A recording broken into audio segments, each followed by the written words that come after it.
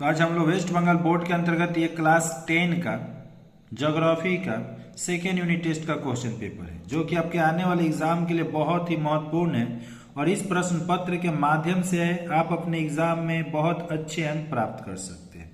चलिए उस महत्वपूर्ण प्रश्न पत्र को देखा जाए। जैसे कि आप देख सकते हैं, लिखा है पहला कोष्टक में से सही उत्तर चुनकर उसे गोल घेर दीजिए।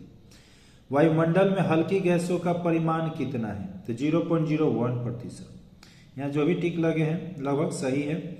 इन जलवायु क्षेत्रों में पूरे वर्ष वर्षा होती है, तो भूमध्य रेखीय।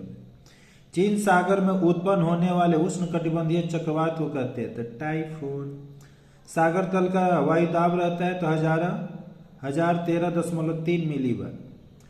इस धारा की उत्पत्ति ध्रुवीय क्षेत्र में हुई है तो लेबाडोर। पूर्णिमा और अमावस्या के दिन आने वाले ज्वार को कहते हैं तो दीर्घ ज्वार। भारत का मैनचेस्टर किसे कहते हैं तो अहमदाबाद। कपास की कृषि के लिए सर्वोत्तम मिट्टी मानी जाती है तो काली मिट्टी। जैसे नीचे की तरफ आइएगा तो यहाँ पर निम्न वक्तव्यों को समझकर उनके सामने सही या गलत का चिन्ह लगाना है। एनीमोमीटर से पवन का वेग मापा जाता है, सही। प्रत्येक 1000 मीटर की ऊंचाई पर तापमान 5.4 डिग्री सेल्सियस की दर से कम होता है तो गलत। वायुमंडल में सर्वाधिक मात्रा ऑक्सीजन गैस की आ रही है, बिल्कुल गलत। सागरीय जल के ऊपर उठने और आगे बढ़ने को हम लोग भाटा कहते हैं, गलत। कपास एक व्यावसायिक फसल है, बिल्कुल सही।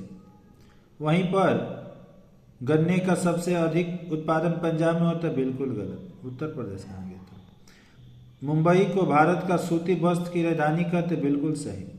हैदराबाद को भारत का सिलिकॉन वैली तो बेंगलुरु कहाँ गया, गलत हो जाएगा, ठीक। और यहाँ पर आप नीचे की तरफ आइएगा तो 3 नंबर में यहाँ पर मैचिंग दे सकते हैं। तापमान की विलोमता तो ये ऋणात्मक ताप क्षय दर। गरजने वाली चालिसा जो 40 डिग्री दक्षिणी अक्षांश के आसपास प्रवाहित होती है। दीर्घ ज्वार पूर्णिमा और अमावस्या। क्यूराइल ये ध्रुवीय क्षेत्र में उत्पन्न होने वाली ठंडी हवा है। महिंद्रा और महिंद्रा तो मोटर गाड़ी निर्माण का कारखाना। और भारत का न्यूनतम जन घनत्व वाला राज्य तो अरुणाचल प्रदेश। और जैसे नीचे की तरफ आइएगा तो यहाँ भी प्रश्न उत्तर है। निम्न प्रश्नों के उत्तर 1 या 2 शब्दों में लिखने हैं कि वायुमंडल में ऑक्सीजन का परिमाण 23%। वायुमंडल का तापक्रम मापने वाला यंत्र तो थर्मामीटर। वायुमंडल की सबसे निचली परत तो अक्षोमंडल। किस अक्षांश को अश्व अक्षांश कहता है तो 30 से 35 डिग्री अक्षांशों के मध्य के भाग। और कृषि आधारित एक वन का नाम पूछा तो सूती वस्त्र उद्योग।